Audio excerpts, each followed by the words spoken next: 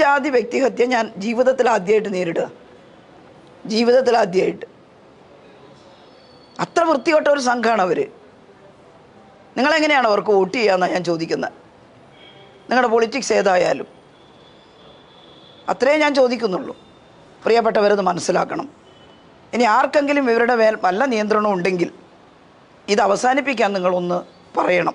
പൊതുപ്രവർത്തന രംഗത്തൊരു വനിത എന്നത് അഭിമാനമായി കാണുന്ന കെ ശൈലജ എന്ന മുൻ മന്ത്രി കേരളത്തിൽ ഇന്നുള്ള രാഷ്ട്രീയ നേതാക്കളിൽ ഏറ്റവും കരുത്തയായ കോവിഡും നിപ്പയും പ്രളയവുമൊക്കെ സധൈര്യം നേരിട്ട ഭരണാധികാരി, രാഷ്ട്രീയ ഭേദമന്യേ മനുഷ്യർ ബഹുമാനിക്കുന്ന വ്യക്തിത്വം.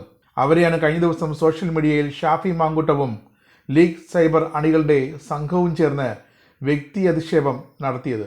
അതിൽ മനനൊന്ത് LDF സ്ഥാനാർത്ഥിക്ക് വാർത്താ സമ്മേളനം വരെ വിളിക്കേണ്ടി വന്നു.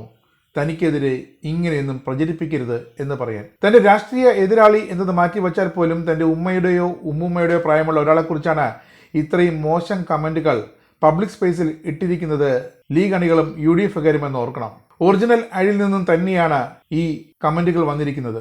ഇവരുടെയൊക്കെ വീട്ടുകാരുടെ ബാധ്യത പൊതുസമൂഹം അനുഭവിക്കേണ്ടതുണ്ടോ എന്നതാണ് വടകരയിലെ ചോദ്യം. വടകര മണ്ഡലത്തിൽ ഷാഫി പറമ്പലിന്റെ അനുയായികൾ നടത്തുന്ന വ്യക്തിഹത്യ ജീവിതത്തിൽ ആദ്യമായിട്ടാണ് നേരിടുന്നതെന്ന് കെ ശൈലജ ടീച്ചർ തുറന്നു പറയുന്നു. സഭ്യതയുടെ അതിർവരമ്പുകളെല്ലാം ലംഘിച്ചുകൊണ്ടുള്ള സൈബർ ആക്രമണം തന്നെയാണ് നടക്കുന്നത്.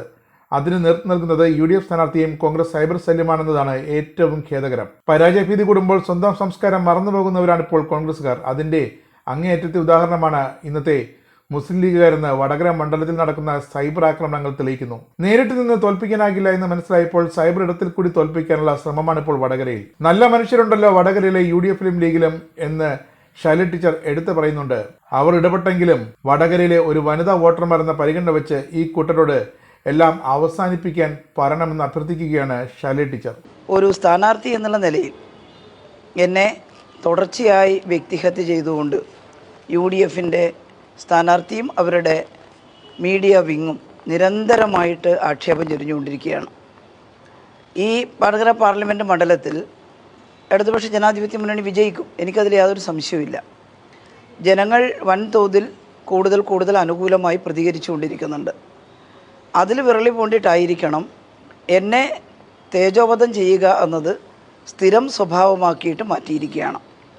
ഇതിൽ എൻ്റെ വടകര KL18 എന്ന ഒരു ഇൻസ്റ്റഗ്രാം പേജിൽ നിരന്തരമായി ഫേക്ക് വീഡിയോകൾ, വൃത്തികെട്ട പോസ്റ്ററുകൾ ഇതൊക്കെ വരികയാണ്.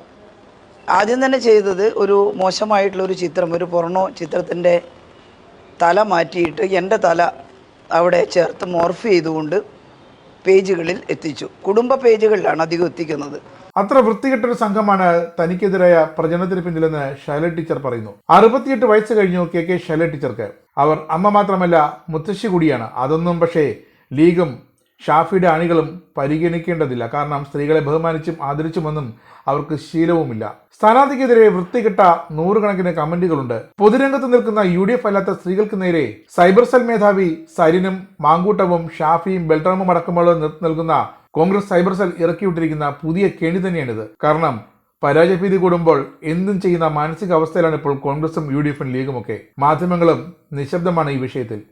BJP പോലും നാണിച്ചു പോകുന്ന വർഗീയ ധ്രുവീകരണത്തിനാണ് ഇപ്പോൾ ലീഗും കോൺഗ്രസും വടകരയിൽ കച്ചമുറുക്കുന്നത്. വടകര അതിന്റെ സാമ്പിൾ തന്നെയാണ്. മുസ്ലിം ഏകീകരണം ലക്ഷ്യമിട്ട് ലീഗും UDF-ഉം കളിക്കുന്ന ഈ അപകടകരമായ കളിക്ക് വരുന്ന തെരഞ്ഞെടുപ്പ് തന്നെ വ്യക്തമായ മറുപടിയും നൽകും.